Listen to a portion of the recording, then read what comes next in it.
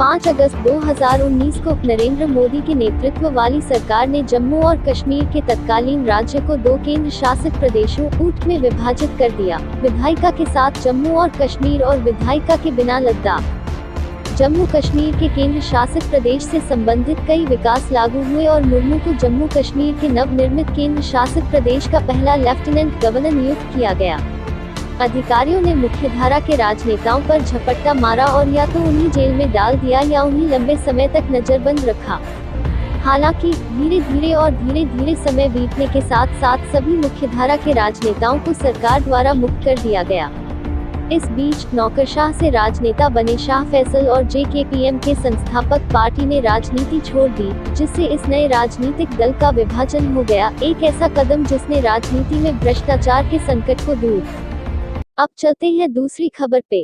भारत उस देश में हिंसा में भारी वृद्धि के बीच अफगानिस्तान में व्यापक युद्धविराम पर जोर दे रहा है और अफगान शांति प्रक्रिया के लिए नए सिरे से जोर देने की पृष्ठभूमि में पहली बार तालिबान के साथ उसके संपर्क की रिपोर्ट है। भारत द्वारा तालिबान तक पहुंचने की खबरें तब सामने आई जब अमेरिका ने 11 सितंबर तक अफगानिस्तान से अपनी सेना की वापसी को पूरा करने की कोशिश की। युद्ध से तबाह देश में अपनी सैन्य उपस्थिति का लगभग 2 दशक समाप्त कर दिया। अफगान शांति प्रक्रिया से संबंधित तेज तर्रार घटनाक्रम के बीच कतर के एक वरिष्ठ राजनयिक ने सोमवार को वाशिंगटन डीसी में अरब केंद्र द्वारा आयोजित एक वेबिनार में कहा कि उनका मानना है कि भारतीय पक्ष तालिबान के साथ उलझा हुआ था क्योंकि समूह एक हो सकता है अफगानिस्तान के भविष्य में प्रमुख घटक। तालिबान और अफगान सरकार 19 साल के युद्ध को समाप्त करने के लिए कतर की राजधानी दोहा में सीधी बातचीत कर रहे हैं, जिसमें हजारों लोग मारे गए और देश के विभिन्न हिस्सों को तबाह कर दिया।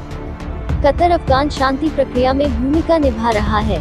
मैं समझता हूं कि तालिबान से बात करने के लिए भारतीय अधिकारियों द्वारा एक शांत यात्रा की गई है। क्यों? क्योंकि हर कोई यह विश्वास नहीं कर रहा है कि तालिबान हावी हो जाएगा और कब्जा कर लेगा, क्योंकि तालिबान अफगानिस्तान के भविष्य का एक प्रमुख घटक है।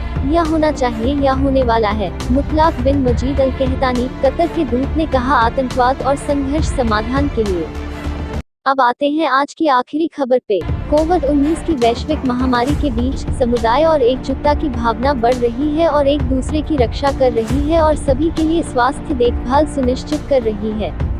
स्वास्थ्य और स्वस्थ रहने के लिए सुरक्षात्मक उपायों और सबसे महत्वपूर्ण बात और एक दूसरे की सुरक्षा के बारे में लोगों में जागरूकता अधिक है।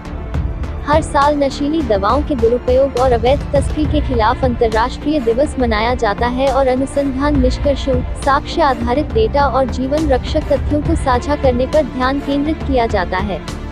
नशीली दवाओं के दुरुपयोग और अवैध तस्करी के खिलाफ अंतर्राष्ट्रीय दिवस 7 दिसंबर 1987 को संकल्प 42/112 द्वारा संयुक्त राष्ट्र महासभा ने 26 जून को नशीली दवाओं के दुरुपयोग और अवैध तस्करी के खिलाफ अंतर्राष्ट्रीय दिवस के रूप में मनाने का निर्णय लिया। यह दिन नशीली दवाओं के दुरुपयोग से मुक्त एक अंतर्राष्ट्रीय समाज के लक्ष्य को प्राप्त करने के लिए कार्रवाई और सहयोग को मजबूत करने के प्रयास में मनाया जाता है।